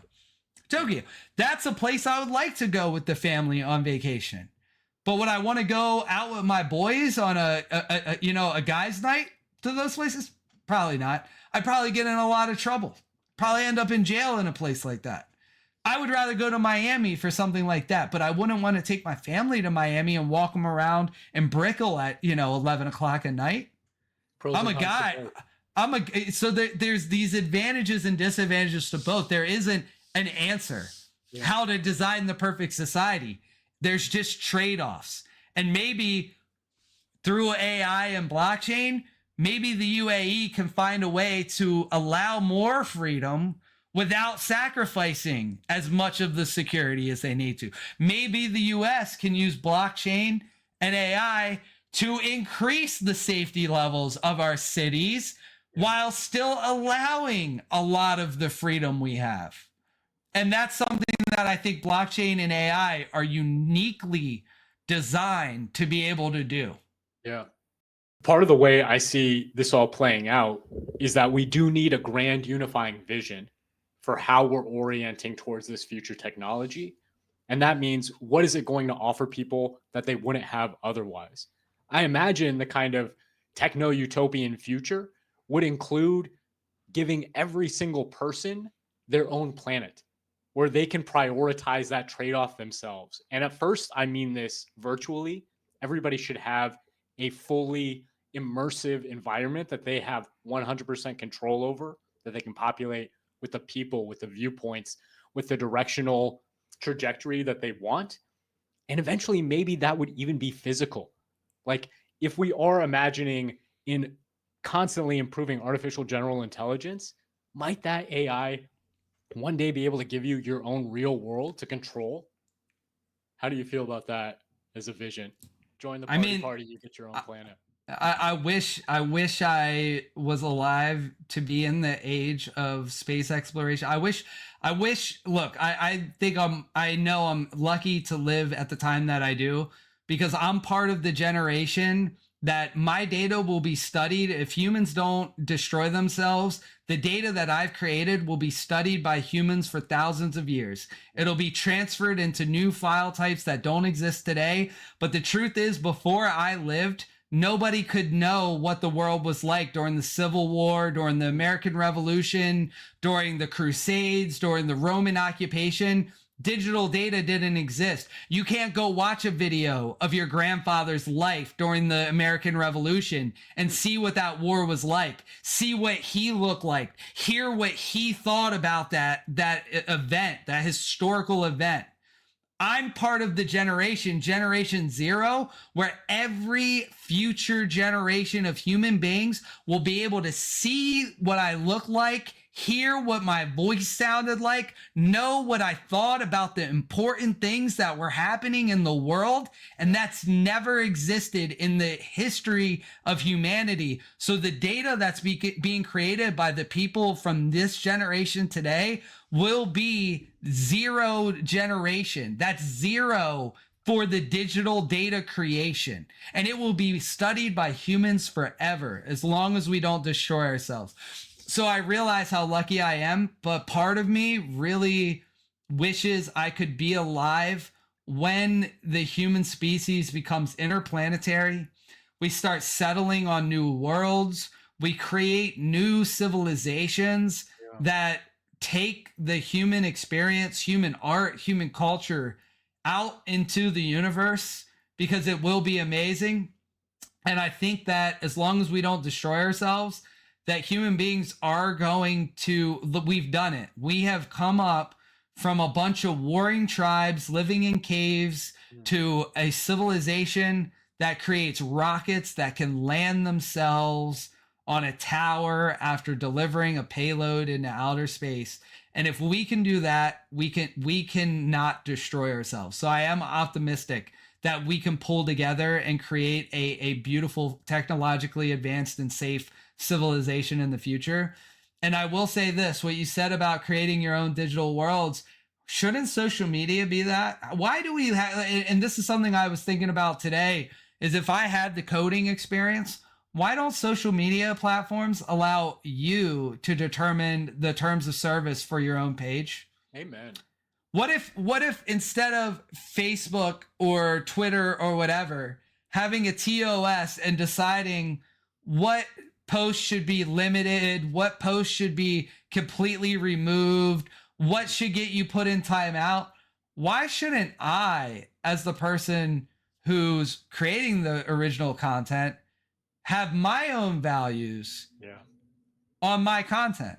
Now, you can block people, but what if I get to say, hey, if you're commenting on my content, I don't like you using this word, or I don't like, and again, I'm free speech, so there would be nothing that I would support. Yeah. But say you're somebody who wants to control that stuff. It's your content. Shouldn't the interactions on your content be your rules, your terms of service? There's terms of service for interacting with my content.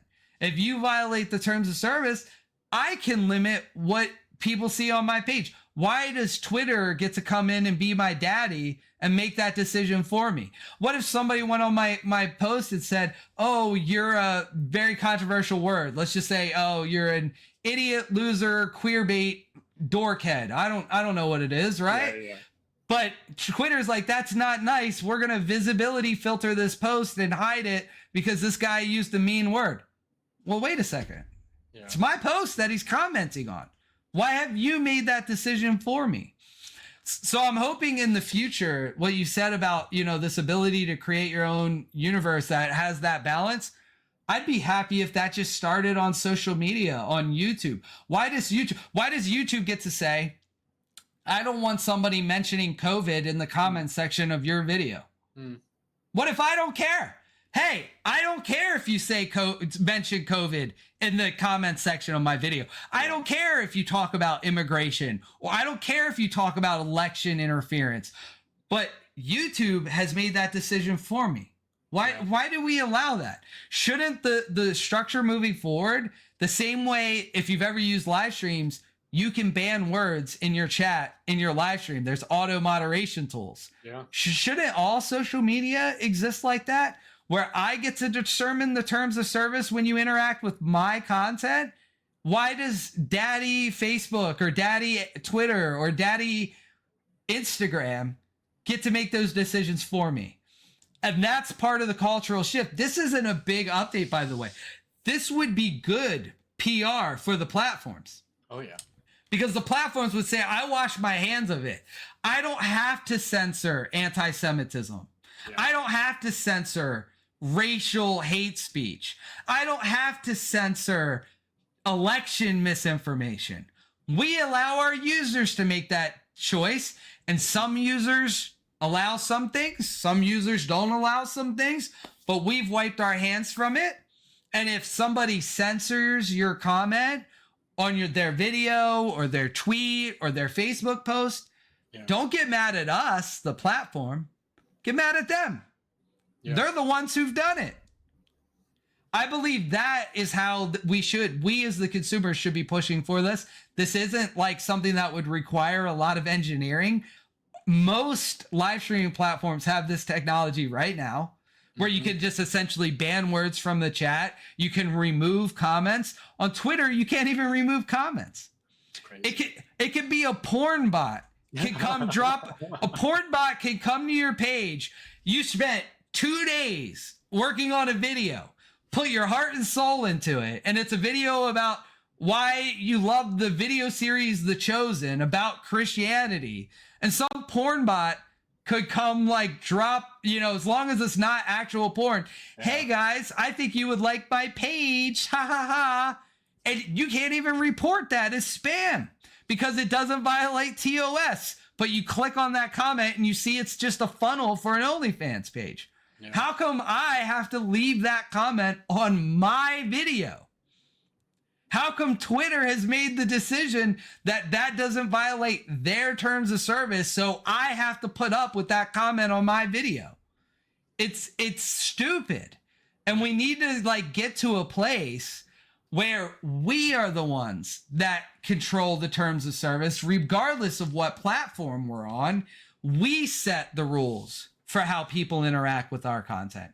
And some people are going to be free speech absolutists like me that'll allow you to be, you can be a racist, you can be a misogynist, you can hate white people, you can hate Jews, you can hate whoever you want on my page. And I'm not going to censor anyone.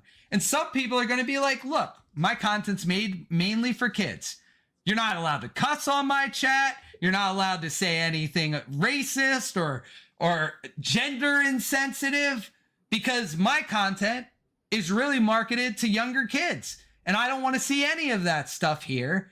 So I've already banned all the cuss words, all the racial slurs, and you won't even be able to make those comments on my Twitter page, on my Instagram, on my YouTube channel. Yeah. And it should be consistent across all those platforms. We should have the control over each platform. I just don't understand why that isn't the standard already. And it's because I think the market hasn't demanded it. But if we do, I think, why wouldn't the platforms like that system? It allows them to walk away and wipe their hands of the whole situation, which means they don't even need as many employees. Yeah. They don't need these giant moderation teams and fact checkers and all this. They just get to walk away from it. We'll follow the incentive structure, right? I mean, right now it is their advertisers probably who are serving as that last gatekeeper. I am hopeful that as we democratize the ability to create our own social platforms, to create our own content, that we'll be able to go back to more of a barter system where your advertisement is almost like you were saying at the beginning, what you're using.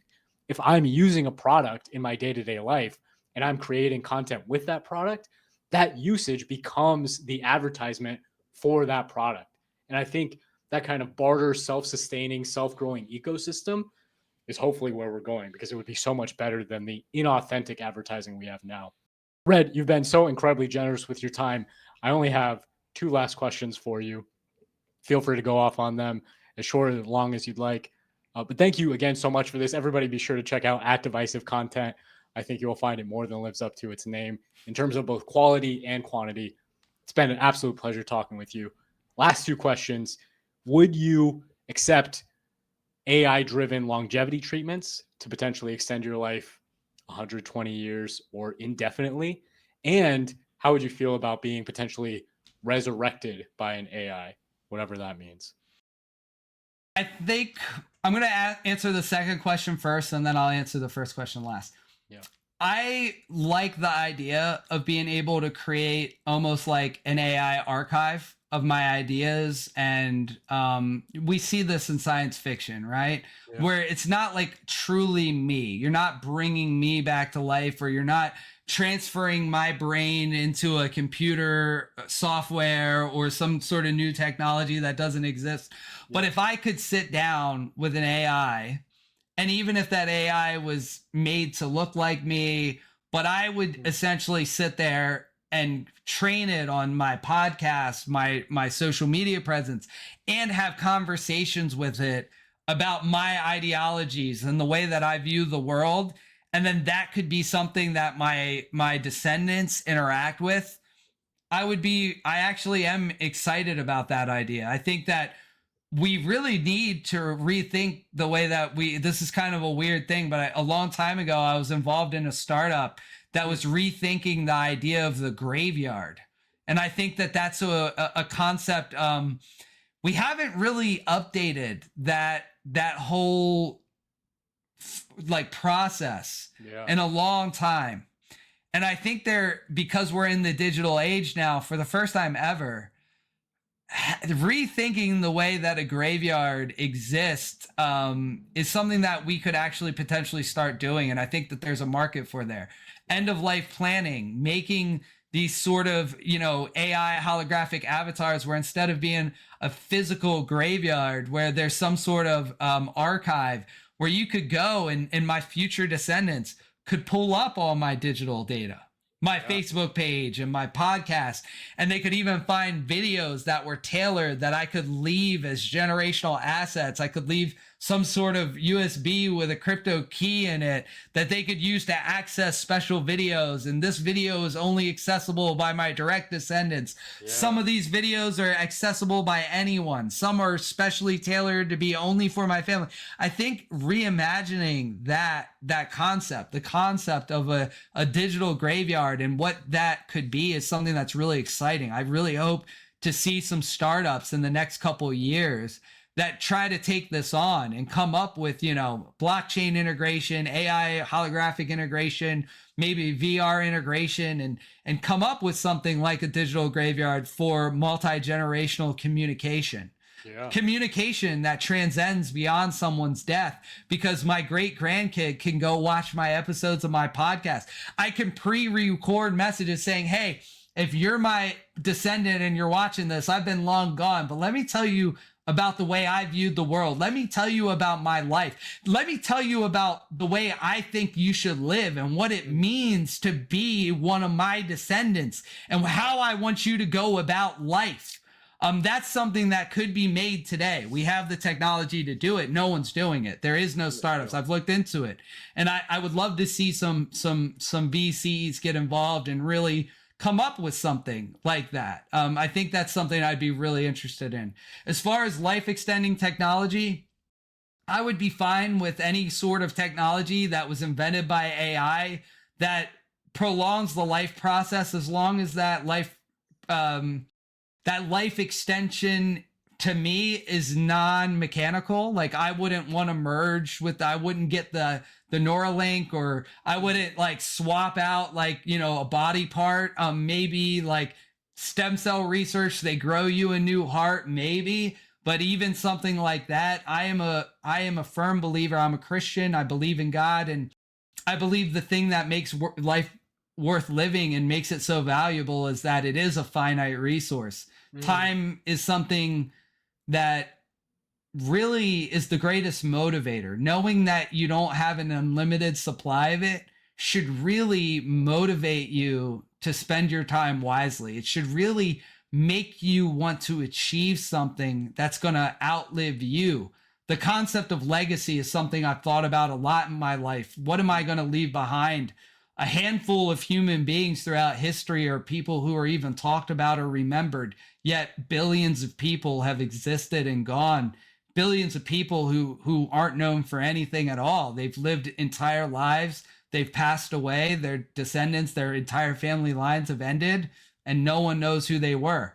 What's crazy about our generation is that'll never happen to us. We're the first generation where our digital data will exist forever.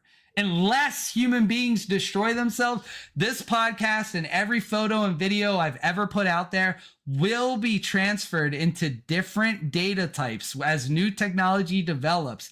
And human beings, if we live 1,000 years from now, will come back to the information from this time period and say, these were the first people who ever could create digital data. These people were alive when personal computers, some of these people lived when there were no computers. They saw the computer invented, and then they became live streamers in their 50s. And we could see the way they thought about the world, and every other human being, the billions of people who lived before them, never had the ability to do that. These are the people that will be remembered forever.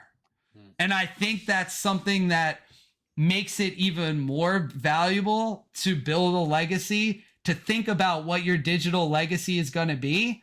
And I believe that I would never want to live forever. I truly believe I've read enough comics and enough science fiction to know that an extremely long life can be just as much of a curse as you think it is a blessing, especially if resources are limited and the people you love don't get to live forever as well. I truly believe that it can be as much of a curse as many people think it to be a blessing. So I would never want to be an immortal. The only way I would want that is if it was in some sort of afterlife where everything I love was there with me. And that's why I would never extend my life indefinitely. Amen. Well, Red, this conversation was a huge blessing to me as a fellow member of Generation Zero. I just want to wish everybody out there all the best, and we hope to see you in the future. Thank you so much for tuning in. Thank you guys for having me. Thank you. And I hope the audience enjoyed this conversation. Check me out on, I got a YouTube now. Check me out on X and Rumble. And we're going to be doing so much interesting stuff this year. We're going to be streaming in the real world. We're not just going to be in the office anymore. We're going to be out in the real world, and we'll be going to events and doing sports and getting out in the nature. So I'm excited. Thank you for having me. And I always love talking about AI. So if you ever need to have me back, if I'm available, I'd be happy to join you again. I would love that. Love to check in at a later date, Red. Thank you again, and everybody have a wonderful rest of your night.